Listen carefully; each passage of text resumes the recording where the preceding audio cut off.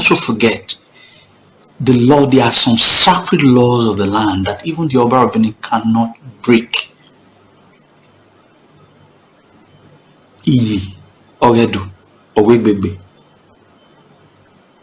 So that's why you see some of the Obas were conspired against. It was their right.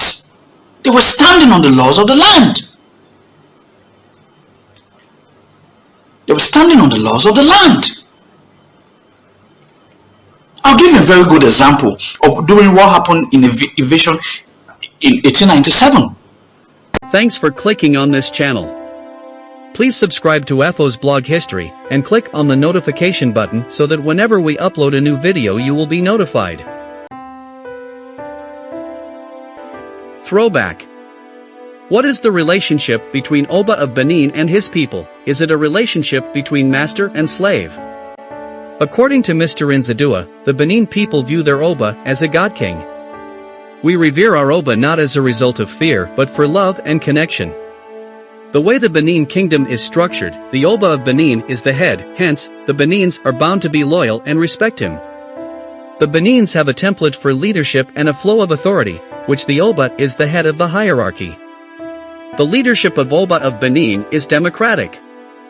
If the people of Benin are slaves to their monarch, they wouldn't have banished Ogiso Owodo for sending his only son Nkarandar into exile and for killing a pregnant woman. Our loyalty and love for our monarch is innate in us. Meaning that the love and loyalty for our Oba is inborn in us. Mr. Nzadua also talks about the war between Oba El Weldo and the Ogirmans. The Oba troops defeated the Ogirmen and the Ogirmen Zaliha was beheaded and the head brought to Oba El Weldo. After the defeat, they became loyal subjects of the Oba of Benin. Please sit down and listen to Mr. Nzadua's as he gives historical evidence. Today's live program is intending to address that. What is the relationship between the Oba and his people? Is it a relationship between a slave master and slaves? Or is it a relationship between a king and his people? Or is it a relationship between a father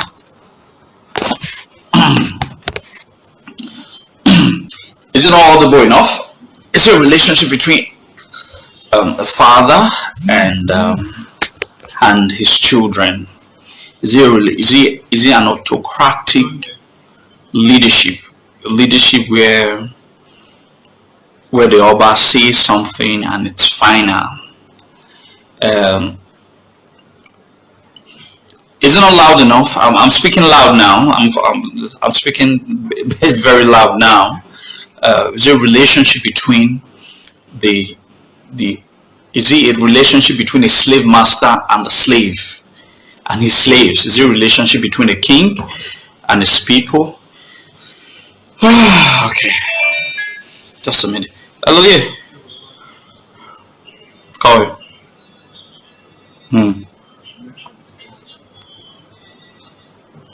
Imiami egwe.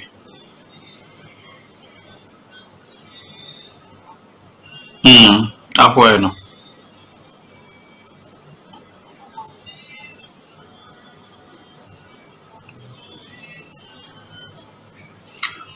Okay. The walero. Come. Ade. Agwale kenade wagwa. One. Come. Alright. Go. Alright, call you. What's it? Alright. Sorry, my mom called. Now, okay, it's good. The volume is very good now. Okay. So these are about the things that we want to look critically into. I want to use about the next 1 hour to analyze this. The relationship between the king,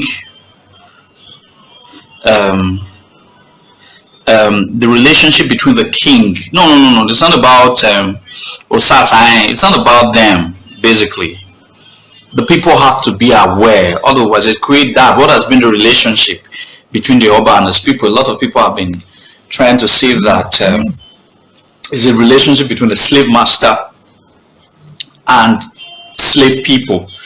As the relationship between the relationship that the Edo people have with their king, is it a relationship of slavery? Is it a relationship of subjugation? All right. Is it a relationship of loyalty? Is it an innate connection? Is it something that has been packed? Okay. Now these are things we want to look into. We're going to cite a lot of examples. The point is I give examples when I give my lectures so that people can understand basically what it means. I give my lectures. When I give lectures, I give physical examples so that people can understand what kind of relationship do the Oba of Benin have with his people. All right, I'm going to give a lot of examples to back up whatever that I say here. So we're going to be dealing with practical examples and not blabbings and not unnecessary wrong postulations. And then now, what kind of kingship do the Oba of Benin practice? What kind of kingship or do the Benin people practice? These are basically some of the things that we want to look into. These are basically some of the things we want to look into. What kind of kingship? Is it autocratic? Is it democratic? Is it monarchical? Is it a sort of a democratic monarchical government?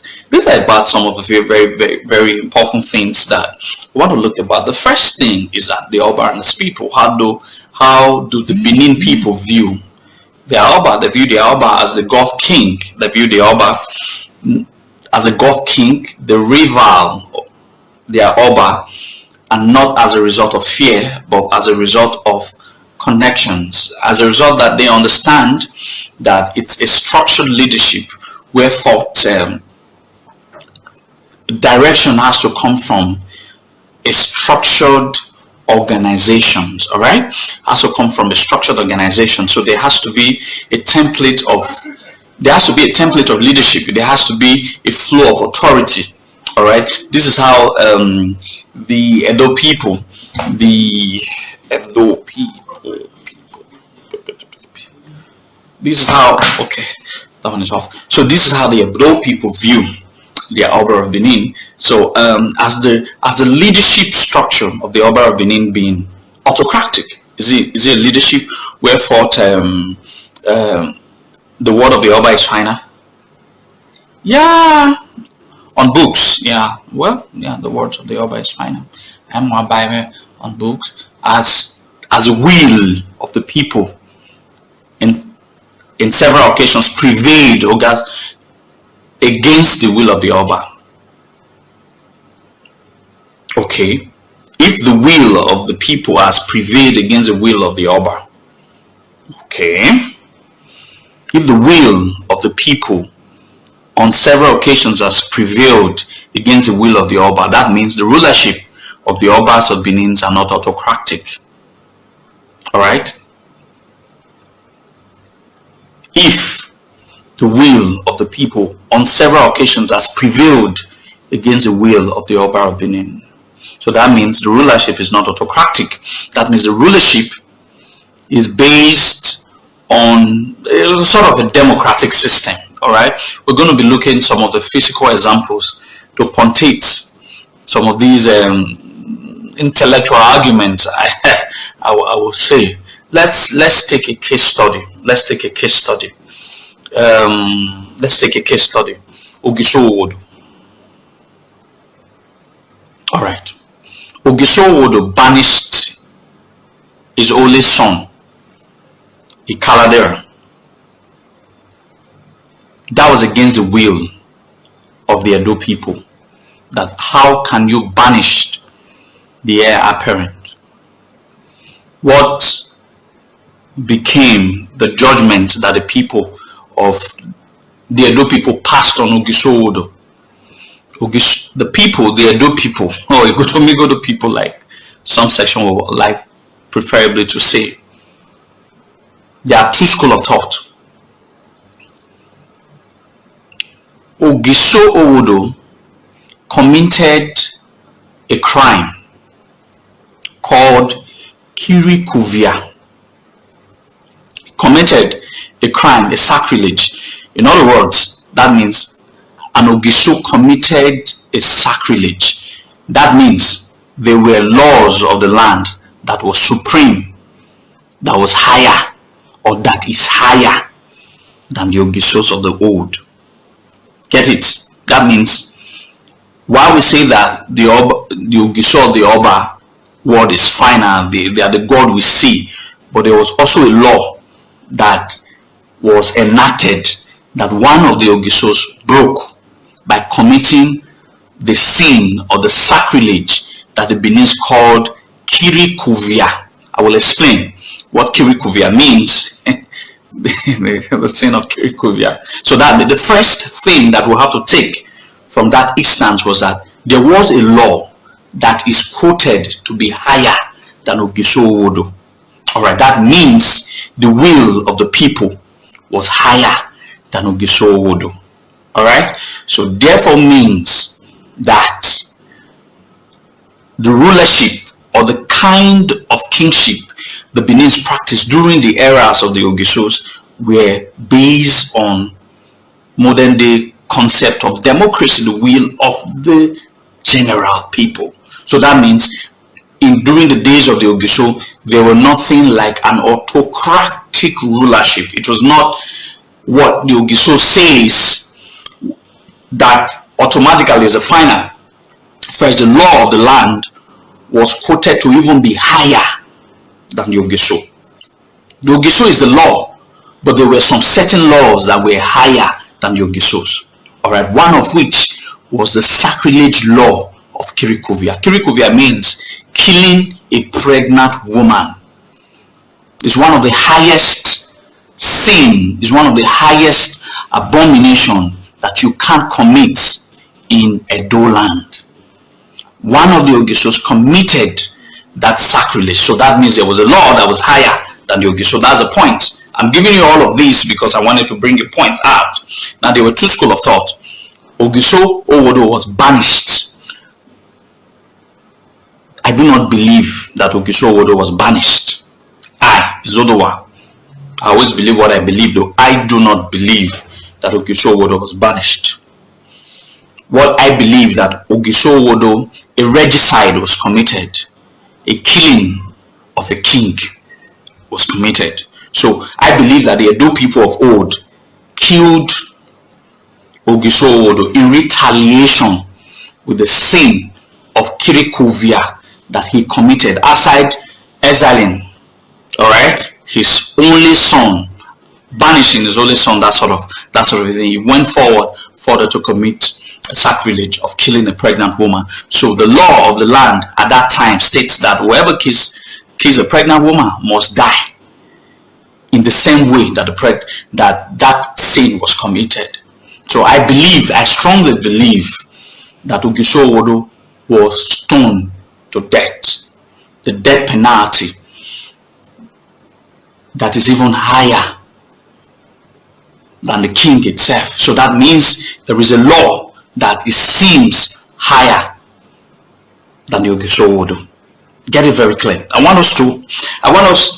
The Benin history, it's not something that anybody can lay conspiracy against. It's there, it's an open thing.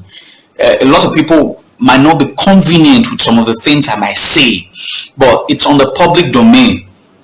All of these things that I say, I was not there when it happened, so I read them. I read most of these things on tests, so they are all there. So there's nothing secret about it. All right, there are two schools of thought of what happened to Ogiso Owodo. Some say he was banished, but I believe he was not banished. He was killed. A regicide was committed. Okay, that is citing an example from Ogiso era. All right, I want to cite another example. Oba Ohen, who is the father of Obaeware the First. He also committed a sacrilege. He murdered one of the Iyase what was his name again? Is it Imuze? Iyase Isimuze.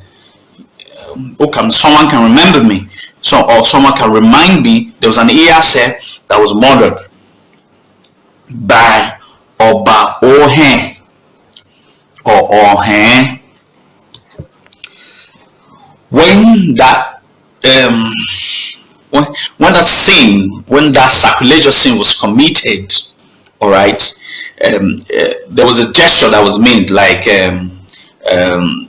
I don't want to go through the history of what happened. That's not the reason why we're taking this class. I want to talk about the relationship between Oba and his people, and then so that people could understand basically that when people try to say that the Edo people are slaves of the Oba, they should also understand that there were laws that were created by the Edo people that was deemed fit higher, all right, than the Oba. So if the Edo people has been punctuated as being slaves of the Oba of Benin, it therefore means that they will not have the right to be able to enact laws that even the Obas of Benin fell victims of, or laws that were higher than the Obas of Benin. So that means the relationship of the Oba of Benin is loyalty, it's respect, and it's love. It's mutual.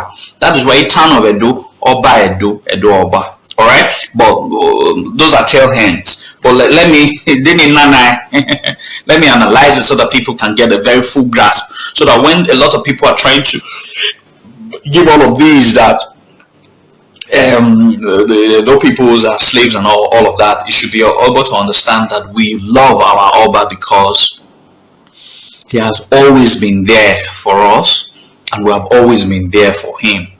It's a relationship that is unbroken. All right, it is a relationship between the father and his children. It is a relationship between the children and their father.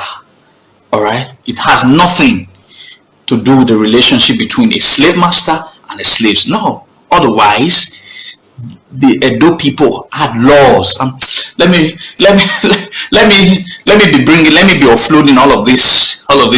So Oba Ohen killed his Iyase because the Iyase saw that he was lame. The Oba that has a mood skipper. It's now the Oba that is believed that anchors between the two worlds, the spiritual world, Obeze and Oboto, that sort of thing. That's Oba Ohen. He was lame. He had a sort of a mood skipper. All right, it's portrayed as a mood skipper. A mood skipper, it's about the only animal that can survive in both land and water. A mood skipper can survive for minutes, even close to hours on land, but it's a fish, a mood skipper. Now, he killed the Aser, and the nobles, the chiefs, were trying to inquire why such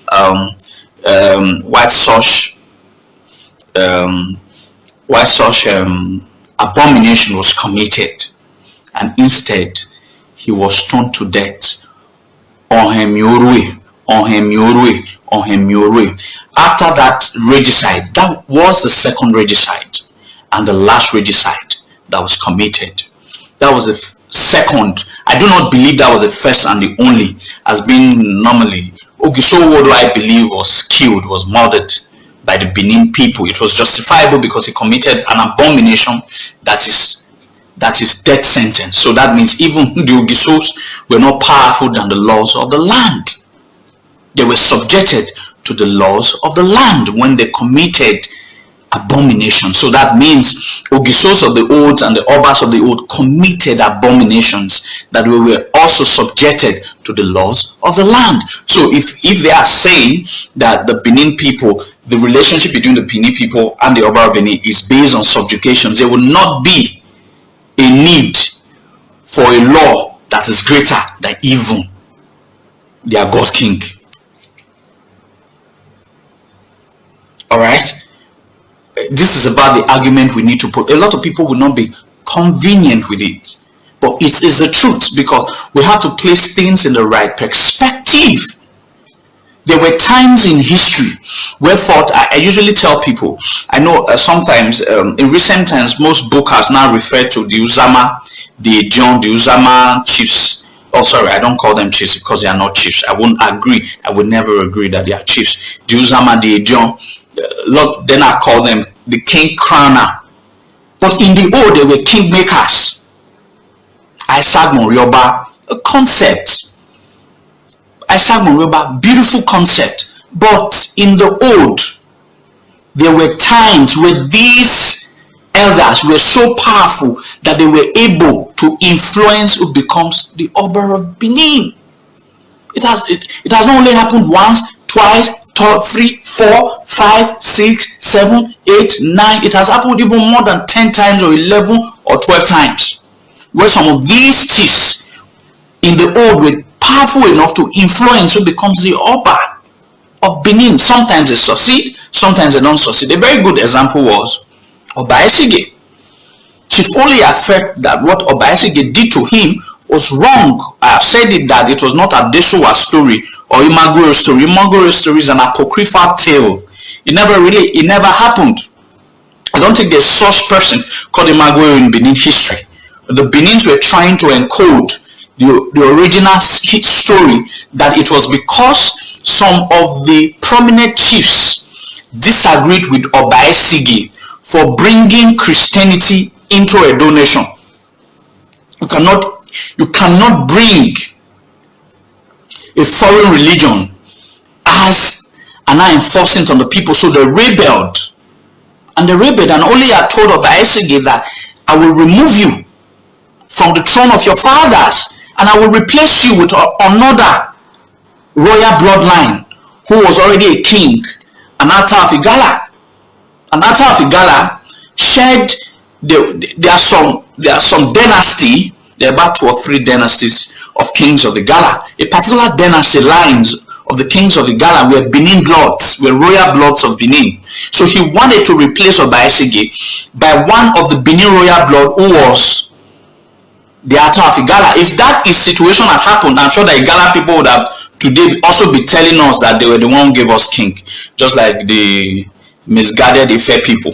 It's also telling us that they were the one who gave us king. If that had happened, Oliya wanted to replace Oba Esige with another Benin royal blood who was the Ata of Igala. So we need to start getting our history very clearly. So that means Oliya was that powerful to tell the Oba that he was going to remove him. Why? Because he brought a foreign religion that was against the religion of the land. So you cannot say that these people are slaves. And then whatever, guys, they are not slaves. All right, these people certainly are not slaves. Man, go bring red wine. Man, come drink the red wine. Okay, that's one of the example. Another example is Oba Of. Oba Of was trained first in the island of Sao Tome. Then later years he went to Lisbon. He was trained as a seminary priest. He was a Christian who was baptized. So when he came to Benin, he said he wanted to become a priest. He wanted to become a Catholic priest, and at the same time he wanted to be the Oba of Benin. And the people told him, the chiefs told him that you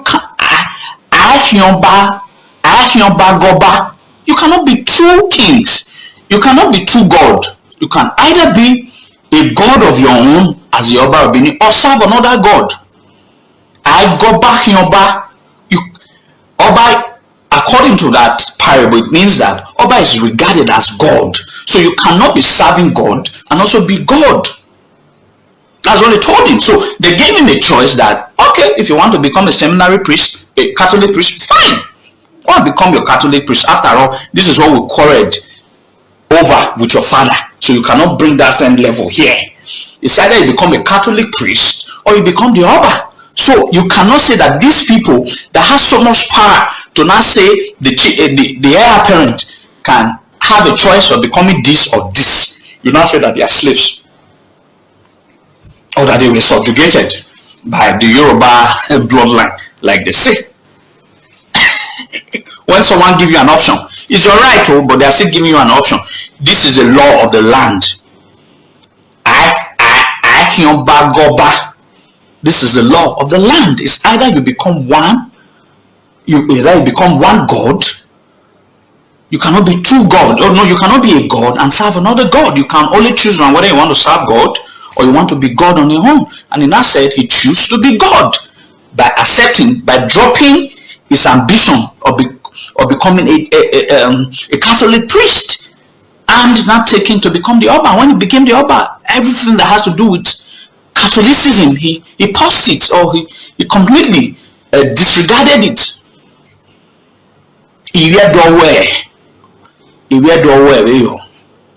So you can no longer call this Edo slaves because you now have social media phones and all of that. I'm not saying people shouldn't get all of these things wrong. I know a lot of people get things wrong by saying, is this other one I'm trying to say that the Edo people should revere their Oba. You know how a lot of our people think. No, that's not what I'm saying. I'm trying to say that the love that we have for our Oba is innate, is in deep inside our soul.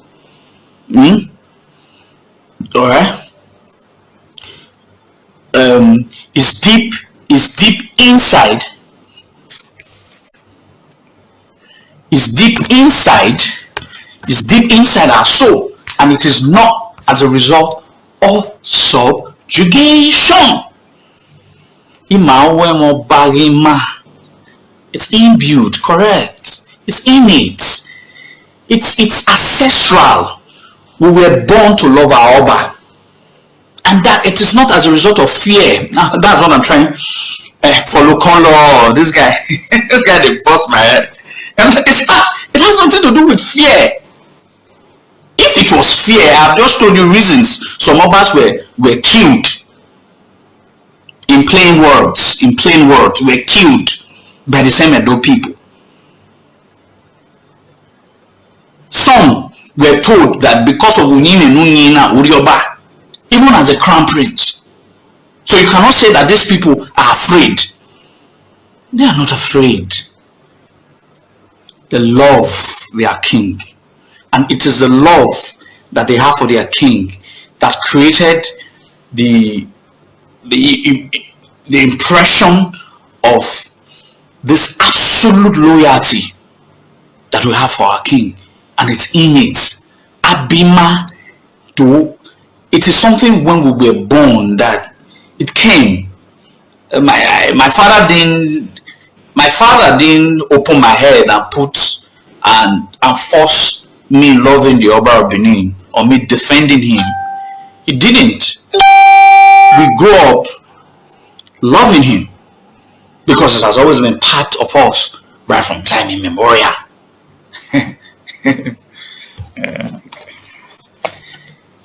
When I do a lot of my live videos, a lot of people do not understand. It's usually very strategic. People don't understand. If you are smart enough, if you carefully, if I choose a topic, you should understand that I'm trying to disregard a particular propaganda, and this disregard a lot of propaganda. This disregard a lot of propaganda.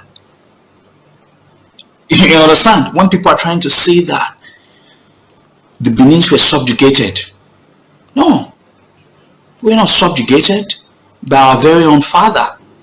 Our very part of us. We had loved him right from the days of the Ogisos. And that's why we've continued to love him. You understand? You know,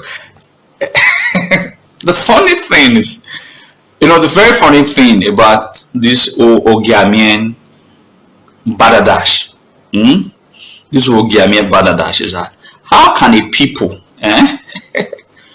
hate one of their own? That's what they are saying. That's what the hearing means. How can a people hate one of their own as against a foreigner? Where they make money, how the war hating? We hate Evian and his lineage, not like all of them, all of those misguided ones. Edo, then one Yoruba people just came and we just loved them. And they said that they defeated us in war. I'm still looking for what war, who led that war, who fought back. Okay, now, assuming Oromiyan brought war to Benin Kingdom, the Evian that is not claiming these useless people now that is not claiming that the Evian owns Benin, that means they were very wayward. They were lazily, they were cowards, they were wayward, they were foolish, and they don't deserve our loyalty. Because if a foreigner can come and get land, according to them, and get land, a foreigner can come, they all brutalize una, consider for there for more than 1,000 years. We did record that aside only one small walk, may not even reach 30 minutes. That led to the Ekyopaga Treaty, where this Olomi, Odige Olomi, who became the first Iyase, just took some of his warriors and vanquished them. It's called the Battle. Some of you are not aware. It's called the Battle of Onweru, where they were completely vanquished.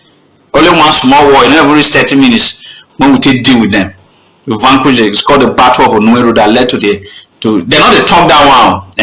Now Ekyopaga Treaty that they always talk. They only talk, they tell them by the Battle of Onweru, when the head of the Oli Awogiame was cut off and brought an Ayagbebo. There is a playboy.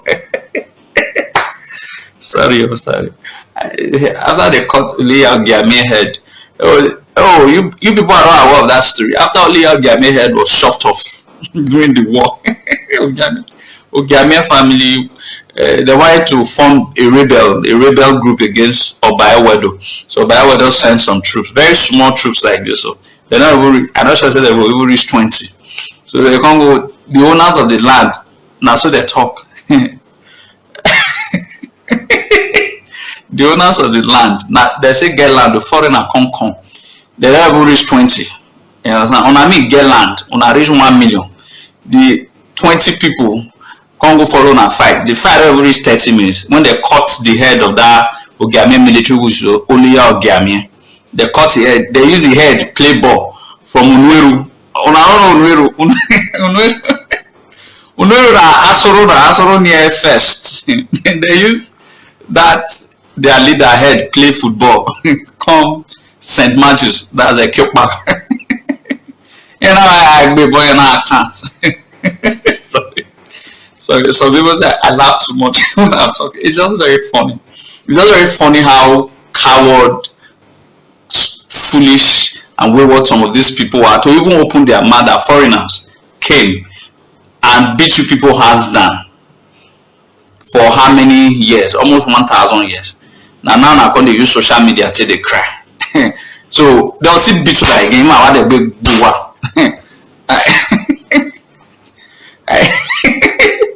It will cut the head, take play ball 1,000 years ago.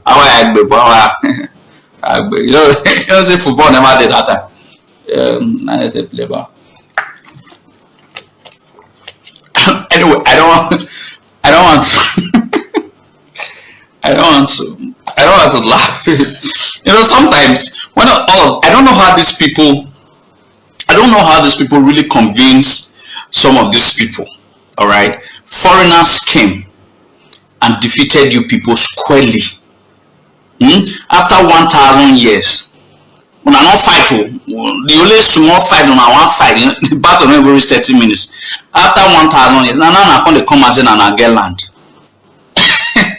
After you people have been, that shows that your ancestors, we're not even supposed to say Ogiame of Utantan. Now, you are people who are supposed to be very shameful. Very shameful. That foreigners came to beat you people hands down. In a town, say now we give up land. Oba you come from Yoruba land, you come play on a soccer. He come beat you, like give him land. Now collect the land back now. And when I come kill am too now, when I carry another war come. And at the social media.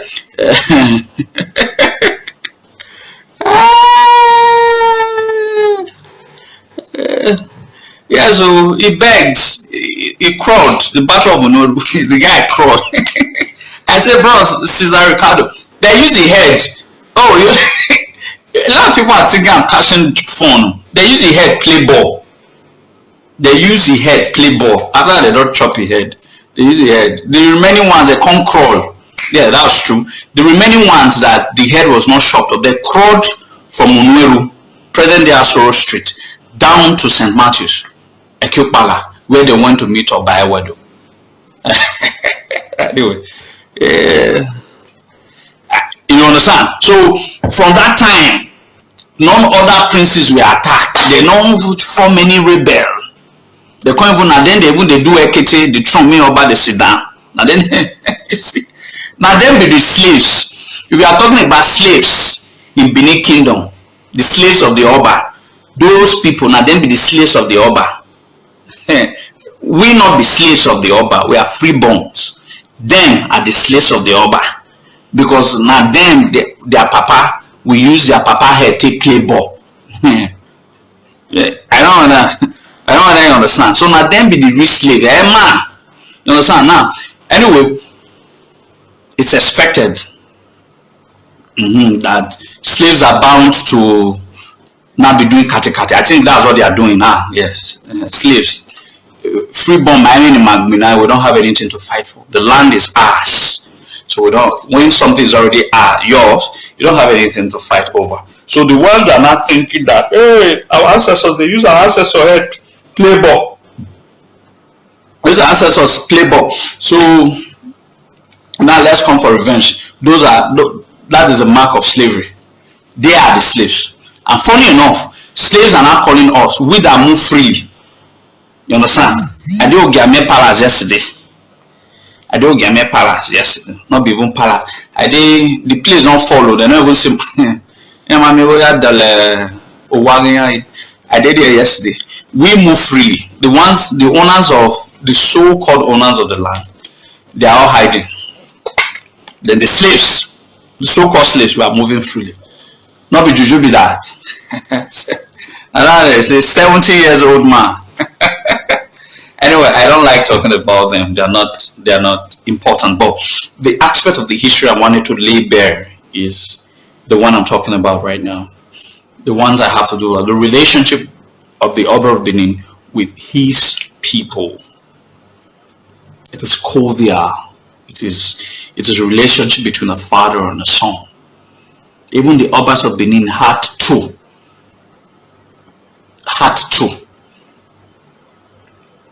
bend over to obey the laws of the land.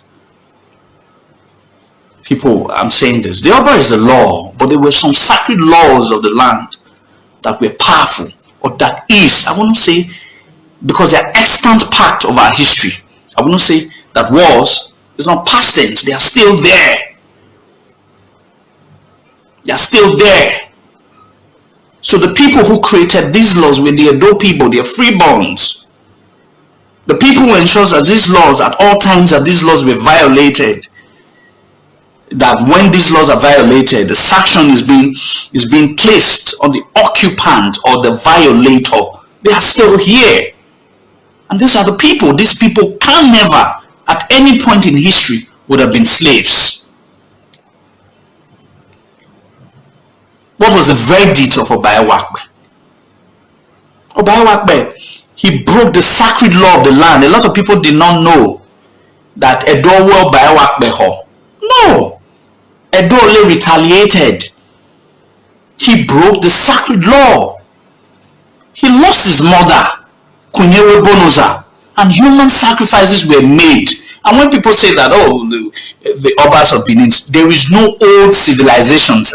I was reading about 120 old civilizations of the world that undergo human sacrifices. There's no single whole civilizations of the world. Even the Igbo people, You understand?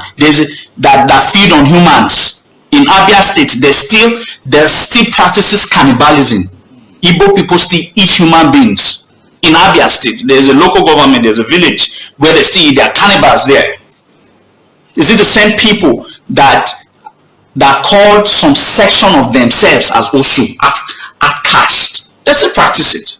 This is the same people that will not tell you that you were part of your history, you practice human sacrifice. Let them tell us what old civilizations of the world never practice human sacrifices. And it's not something, I'm not proud of it. But you can't fault only Benin people every extent. Even outside the one we know for Ooni of Ife, there is a particular person called Bobaku. Someone you must sacrifice with your own, you must die with your own of Ife. That's the one that the people know. We know they know other ones. We know they know the other ones. So, you understand? So he committed massive human sacrifice. Now, what was his crime? He used a Benin man. Benin people were part of the human sacrifice that was used. Idea those essay.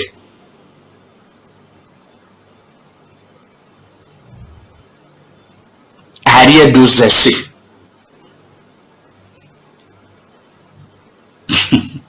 They said I should meet with Dr. Oguname. Funny people. You know, since me and do you know since me and him we knew? Long story. we are friends. He's like my big brother, and if you tell him about Izodowa, he knows me very well. Nobody introduces Izodowa to all of these people, and so Doctor. Well, you people now call it Dr. Oguname. No, that's not what I know him as. He's a friend. He's older, so he's a big brother. So he committed honor Yedozese that he broke the sacred law of the land.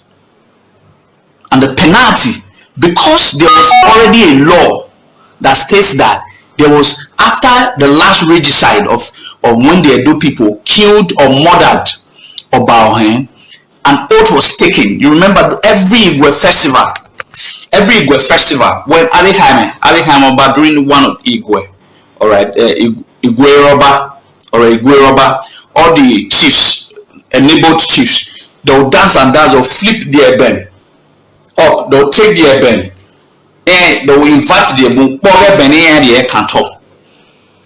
all right. It is in significance of the oath they took after they had murdered Oba, that never will any conspiracy be harbored in Benin that any Oba will be murdered.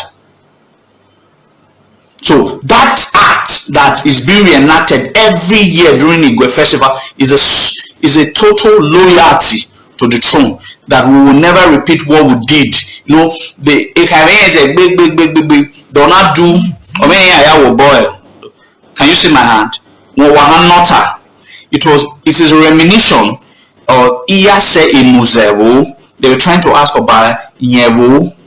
You understand? It reenacts it when they have every year ask what happened when they were asking about Iyase Imuzevo. Then in conclusion of it, they'll flip the eben up, inverted the count of a total submission that on no case should the Benin people, the Benin chiefs, conspire against to murder any Oba. But however, sanctions were placed. That's why Bayo wasn't murdered.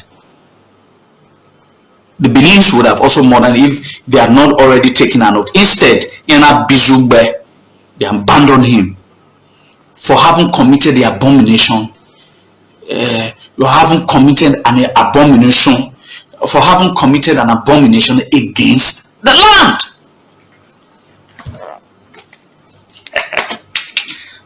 I can go ahead and give a lot of examples abounds.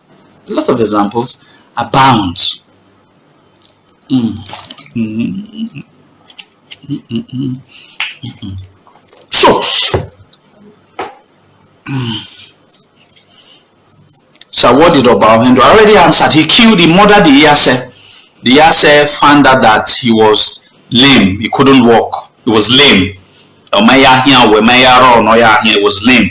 So he now discovered that nobody was aware of the secret. The Iyase was I mean, I said, Inquisition, now they kick cats. The Iyase go over, Sabi. They had a caution. So he was killed. Iyase discovered that he was lame. Nobody was aware that he was lame, except the palace people, or some very few palace people. So Iyase wanted to know, because in the norm, it is only when everybody has sat down. But Oba Ohendo was not different. He was the one who will get to Egwe Maton first, and he will be the last person to leave. So which is not normal. Usually it's supposed to be the last person to come, and the first person to go. Alright, but in this case, he was the last. He's always the first person to come and the last person to go, which was an exact opposite of how it has always been before. So the Iyase wanted to know why. So he now discovered that the Oba was lame. And because of that, the Oba also discovered that someone had saw his lameness. So the only way he can cover that was to murder him. And the chiefs didn't see the Iyase, and they were not asking. I say Iyase ayagwa kekpa. Iyase wo omogun Iyase wo. So that's when they now discovered that he was killed. And in retaliation, he was murdered. A regicide was committed. He was disabled. He was lame. So that's what happened. It's not the skyrocket. It's the history in all books now. It's everywhere.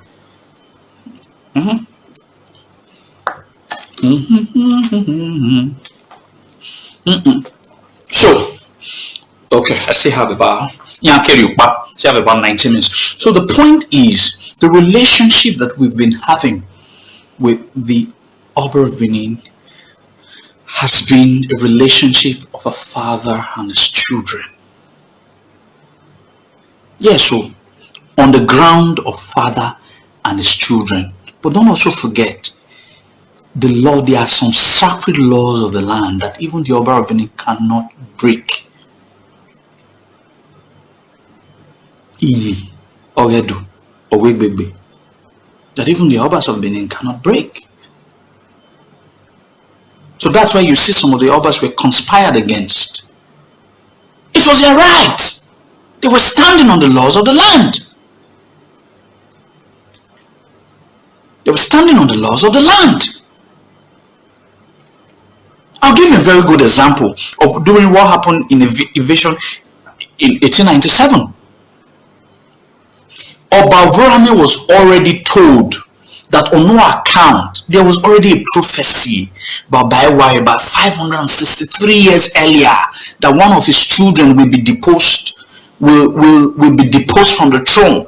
So when that there was a chief priest had already warned Oba Vorame to be very careful of whatever the white people wanted, he should allow them be.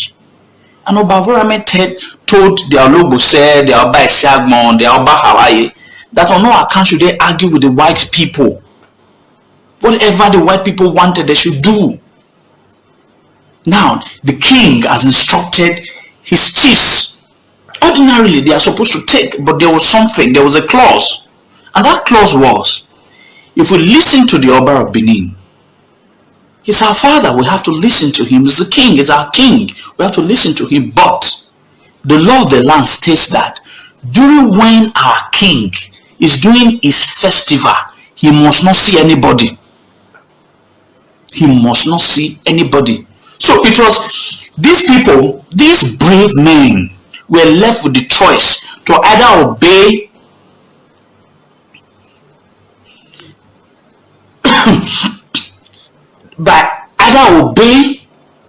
left with this choice.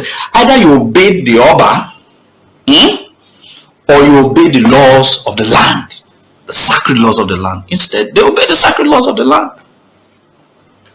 By killing those miscreants, by killing those bastards,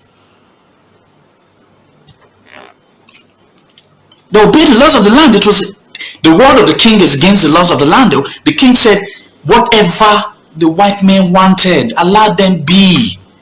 And they now remembered that interacting with these white people, the white people said they want to go and see the Oba of Benin during Agwe, during the fasting period, where the law of the land states that the Oba cannot see foreigner. And the Oba has already told them, you must see, if they want to come and see me, let them come and see me. And they said, it's the law.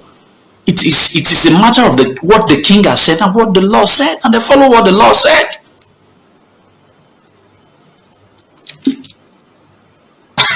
So, those people, I might say, Oba or Edo Oba. I've always stressed on this matter. People seem to understand. It is an equilibrium that the Oba understands and the people understands. You cannot separate the king from his people. The people is the king is the people.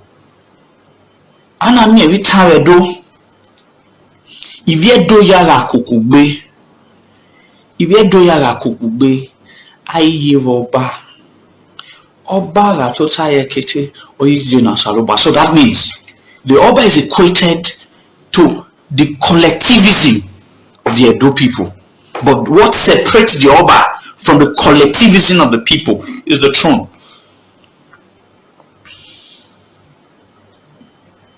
You will not understand. These people were patriots. David Ogedegbe, these people were patriots. I will do the same because I'm also a patriot. These people were patriots. They weren't disloyal to the Oba. They weren't disrespectful to the Oba. But they understand the laws of the land. They are patriots, and they must. I've always said it. I've always told people all of those fallacies that Ologbo say by Shagun Bakawaye or Siamen Ogbaido. Complete balderdash. Siamen Ogbaido.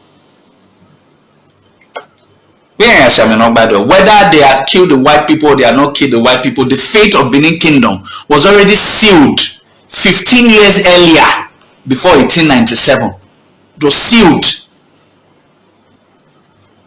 The British wanted to bring the war first in 1892, but one or two things happened. They had to pause it. So it wasn't about Ologbo say, they defended the sacrosanctity of the laws of the land.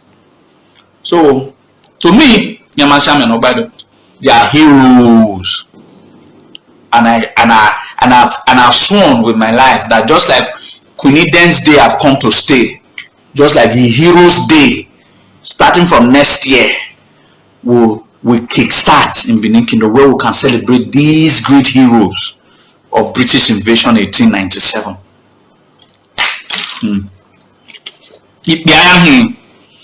Fulani has more. You do a war in my everyday now.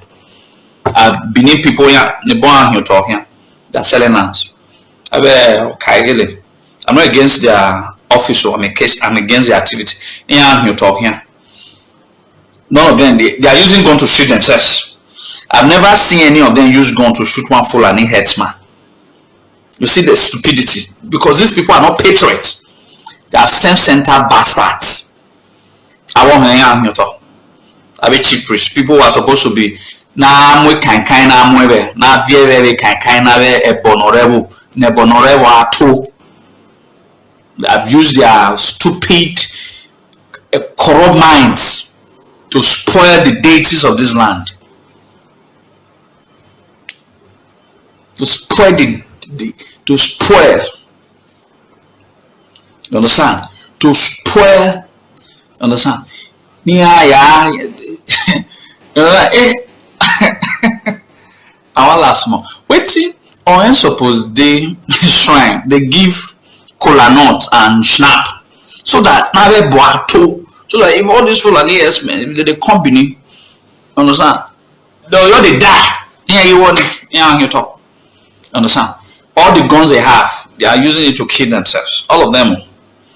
None of them has been able to kill one Fulani headsman who has been raping their wives and our wives and our children. Our wives and our mothers. Understand? You see how stingy, how sensitive they are. These were not Ologbo say.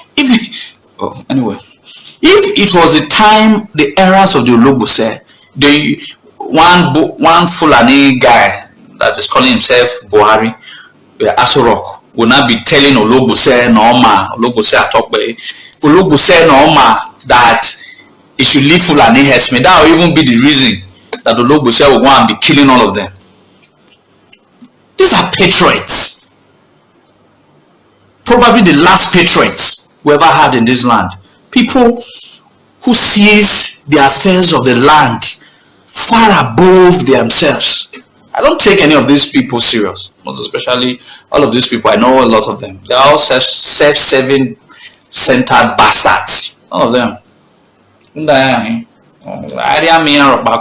all anybody that a lot of these people, I know them in person. They are trying to do one or two things, and people are clapping for them. They are really trying to do all these things for themselves. None of them want to speak the truth. I heard some people are still supporting that Horomi and all of that. It's not about Horomi. The entire system is faulted. The entire system from all of these communities. All of it. It shows that one is an Uda. You understand?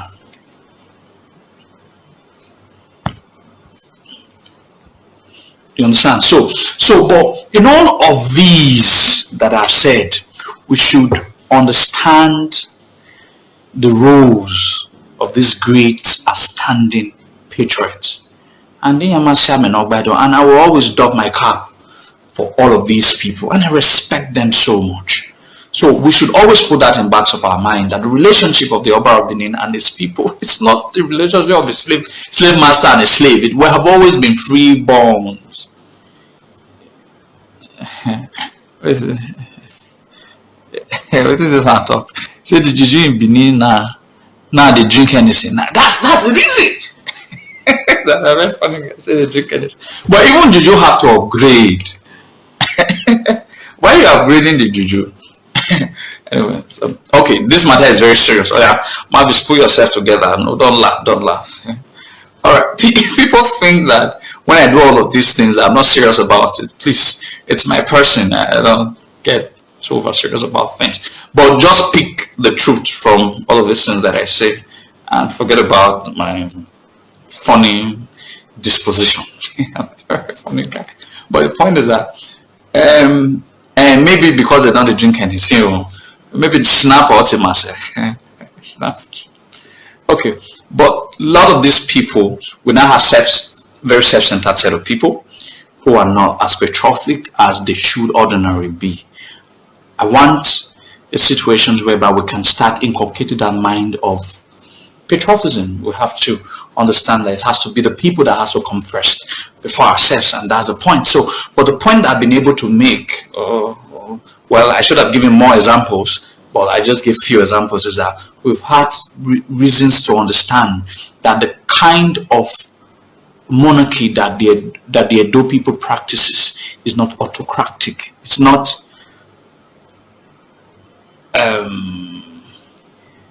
autocratic. I'm trying to be very careful with using this word. It is in cases where the majority, if the Oba says A and the majority of the Edo people stands by B, it's always the B. It's a case. I don't want to use the word that the Oba's word was not final. It will diminish the context of the godly perspective of the Oba of Benin. So I'm trying to be very careful in using the word. Should there be interference of or there should be disagreement between the Oba and the Edo people, most times the Edo people stand, head sway. It therefore means that the kind of rulership or the monarchical system practiced by the Edo people is not autocratic. It's not the Oba saying Wayawana. That's why he had councils of elders. He created it itself. All right, he created the councils of elders so that it was how do I put it? I'm trying to use the right word to put. It was centrally based idea that okay, this is the issue that is bedeviling the kingdom. Why we're here, that's how the Oba has ruled all through the first dynasty to the second dynasty. It has always been like that. To even make it more fair, dukedomship system was created so that people can have a justice system that serve in consonance with the laws of the land. That some were created by the Oba of Benin, but lastly, a lot of them were created by both the royal institution and every other institution in Benin Kingdom. All right, so we have had a very fair, equilibrium form of governance where the Oba, for the Oba to take an absolute decision, it must have to be in tandem. So it has to be in equilibrium with the yearnings and aspirations of the Edo people. All right, so that's a perfect system of governance. And quickly, those of you who are accusing the Oba of Benin of a lot of these social menace going on in Edo State, a lot of failures of all of these Ohens, Ojonwes, Inigi, who are ordinarily supposed to know their duties of upholding the justice system in their own vicinity, in their own dukedom, in their own community, or in their own village. Some of you who are now accusing the Oba of Benin for insecurity in Edo land, that is unfair. Because do you know why? Oba of Benin is not in charge. Compare now. That's why you see why I don't take a lot of these political people. You see, I don't. There's never a time that I'll have to hold the word of a governor of any state or even a president over the words of the Oba of Benin. The reason is very simple.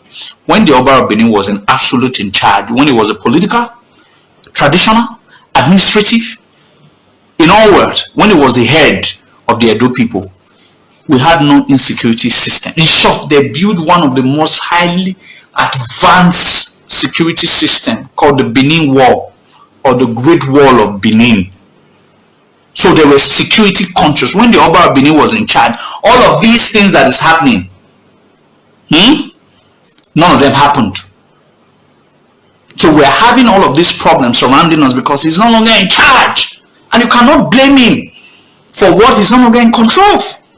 So you look at it critically. When the Oba of Benin was in charge, were we defeated aside the British? No. What was the security status? Did our neighbors rebel us, or were able to steal our people as slaves? No, they are now accusing us for practicing slavery.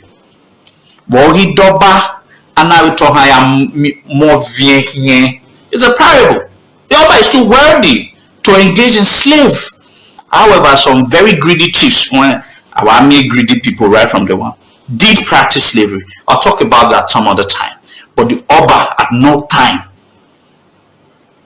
practiced slavery. In short, one of the reasons outside Christianity that Oba Esige was also hated was because he kicked against slavery in Benin. Some chiefs didn't like that. Okay, I'll talk about Oba has everything. Why should he send a slave?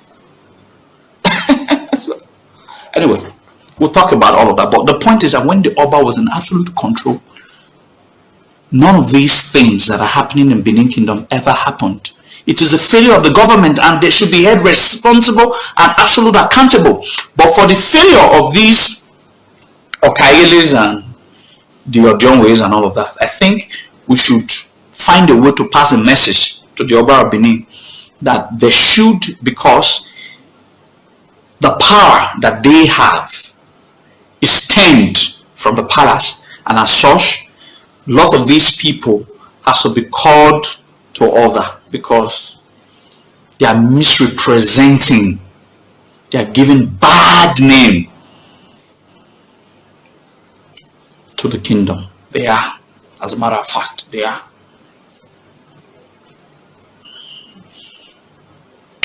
You say your bicycle was my man. Okay, so I think we're rounding up now. So nobody should blame the Oba of Benin for all of these insecurities. When he was in charge, Benin were gallant. There was no insecurity issue. Marco were gallant. He protected his land and his people. No, it's not a word, Yoruba word. Oba Omonoba Nedo. Omonoba Nedo. The first Ogiso of Benin was called Oba Godo. That was in 40 BC. Oba Godo. So it couldn't have been Yoruba word. They stole it from us. They are criminals. They will steal our word and now say it's their own. Everything.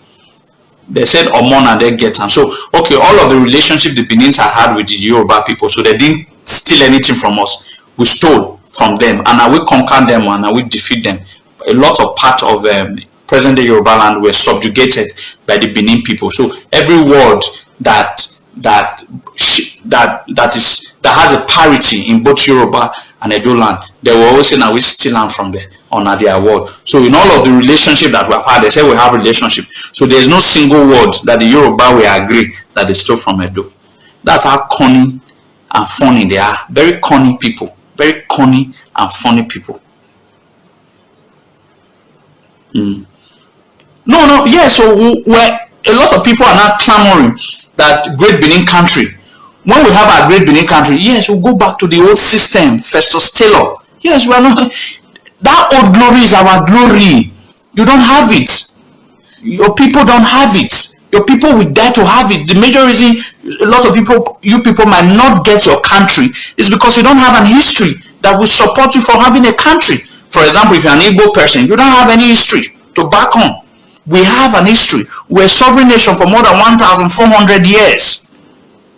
You were never a sovereign nation. You were just an hamlet of disorganized, unorganized people without a structured leadership. We have had structured leadership for 2,058 years, and we have been a sovereign nation for about 1,400 years. So the old glory is our glory. You don't have.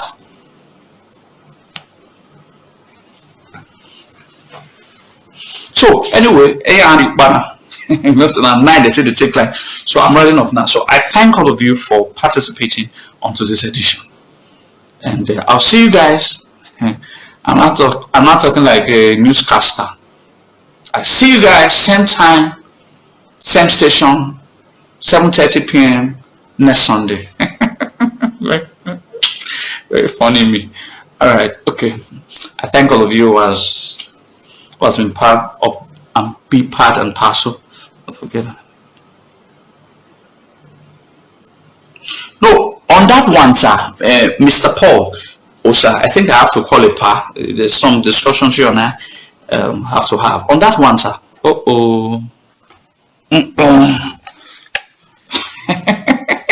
I talk.